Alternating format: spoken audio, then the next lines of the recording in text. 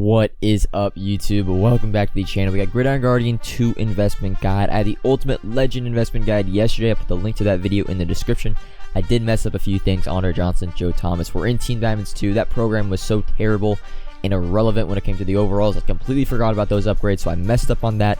But let's hop right into things for the Gridiron Guardian 2 content, kind of program overview, what to expect. So weekly structure that we're getting next week, of course, this has been kind of tweeted out by EA.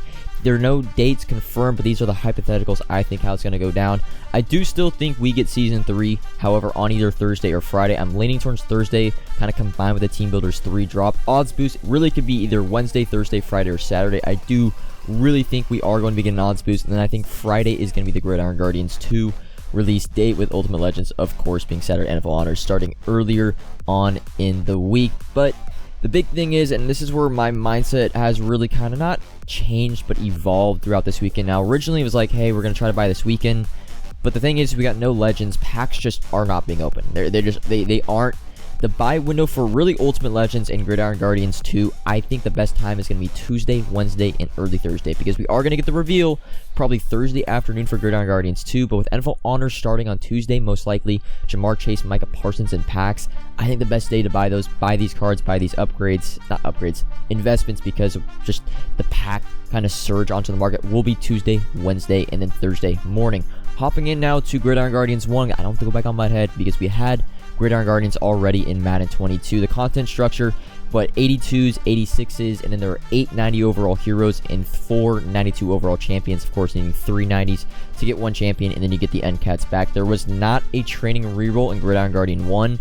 However, I do think we get a training reroll probably in Gridiron Guardians 2. It's been the only program really where we have not gone a training reroll to give out kind of the baby or the low elite overall cards in the program. But now what we have to think about when it comes to investing, is the content structure going to be the same? Are we going to get the cookie cutter 3 end cats into 1 champion, you get them back or whatever? It'll be probably like, I'd say 95 overall heroes and 97 overall champions, because we are getting an overall upgrade probably this week, so we're going to be getting 97 overall champions, 98 LTDs, that sort of thing.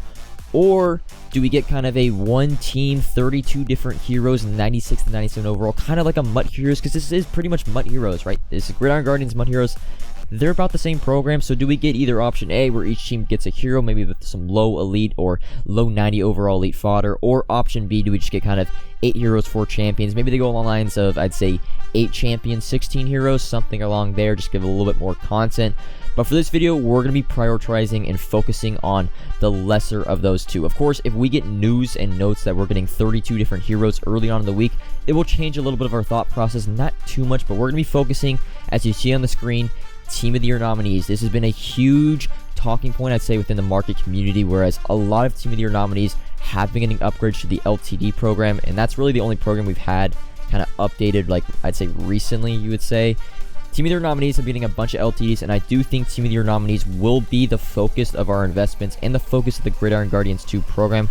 I think EA probably made overalls and cards for every single one of the Team of the Year nominees, and they're just kind of waiting to put their cards out. As soon as they got the Team of the Year votes in, they're like, all right, the cards that didn't get voted for Team of the Year, they're going to be Gridiron Guardian 2, and the rest will probably be like LTD. So I do have a screenshot up on the screen. I'm going to tweet this out. You can take a screenshot. These are all the Team of the Year nominees so far without an upgrade after Team of the Year release. And there are a lot of names. You can see the names in red are a card that is a 94 overall and above, and then the names in blue are 2. It's only 2, Dalvin Cook and Ryan Ramczyk.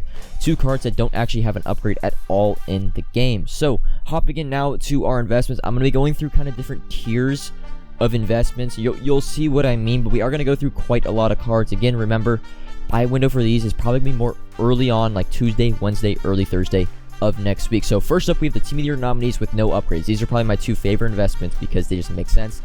Probably going to get cards really soon. They don't have any upgrades. I think this is the best possible time for them to get upgrades. Dalvin Cook, of course, and Ryan Ramczyk, we just went over on the Excel spreadsheet. Not really going to talk about prices because the market is a little bit inflated. They're really changing again. Go to MUTGG, try to get the whatever the overall is, try to get that card the cheapest near whatever trading this card is for an overall. So 87s, I think, are like 10-ish K, so try to get Ryan Ramczyk under 12K. Next up, we have just straight Team of the Year nominees. So you can see Tier 1 really is Team of the Year nominees without an upgrade, because they're most likely, I think, to get a card. Next up, we have Team of the Year nominees. We're going to go through these relatively quick. We got Roquan Smith. He does have a Team of the Week card, not shown in the auction house. Byron Murphy has a Team of the Week and a Redux card. a very popular upgrade. Again, we're also focusing, there are a bunch of other Team of the Year nominees that didn't get cards, but we're focusing on the type of cards we love to upgrade or invest in. So Team of the Week's correlates, reduxes, not necessarily like most feared and Gridiron Guardians card. You can see Cam Hayward with the redux card. Quinnen Williams is a heavyweight. His heavyweight, and another card we're going to be talking about later on in this video, their heavyweight cards are being removed from the reroll this Wednesday, so that's one thing to note. Jeffrey Simmons, I thought he was going to win the left end Team of the Year vote over Danielle Hunter, if I'm saying that name right, sorry. But Jeffrey Simmons, of course, he has this core elite, and he has his Team of the Week. And another thing to note, as we go into core elites now with no upgrades, David Bakhtiari, we are going for big name players. You saw with Gridiron Guardians 1, the big name players got the cards. If they're smaller names and lower overalls, they're just going to get Team Builder 3. So we're going for the players that are, I would say, top of the line when it comes to their name value, their pack value, and kind of just their overall what they were to get.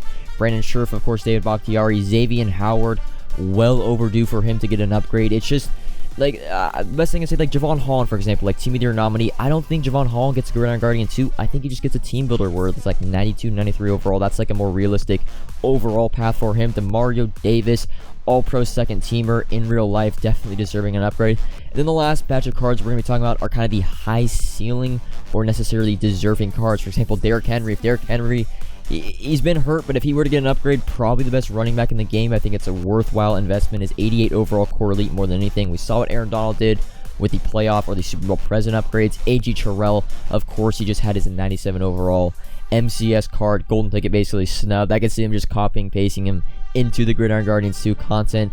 Justin Simmons, really Justin Simmons and Jesse Bates. I know Jesse Bates I didn't put down because Bengals just got a ton of upgrades. Justin Simmons, though, all-pro second team free safety, I believe, very deserving of a card. Austin Eckler, I don't know how he still has a Team of the Week 85. I really would have thought he would have been a Team of the Year nominee over the likes of Alvin Kamara, even like Dalvin Cook and Nick Chubb. Had a great year.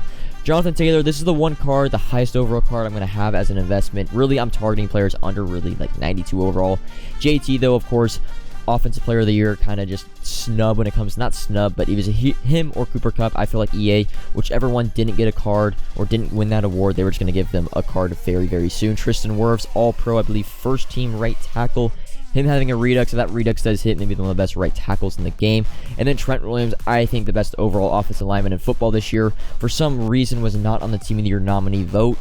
So Trent Williams, of course, he is the other heavyweight that is going out of packs this Friday. And then last two, we've got Julio Jones. I wouldn't really say deserving of an upgrade, but Julio Jones, if he were to get a card, would be one of the best receivers in the game. And finally, we have Micah Hyde, of course, I believe all-pro second team.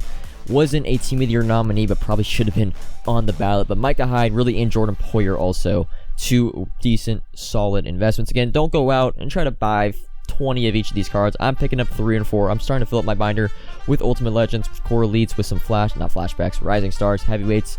Not going crazy because I'm understanding in the back of my mind that I'm making most of my investments on Tuesday, on Wednesday, on Thursday.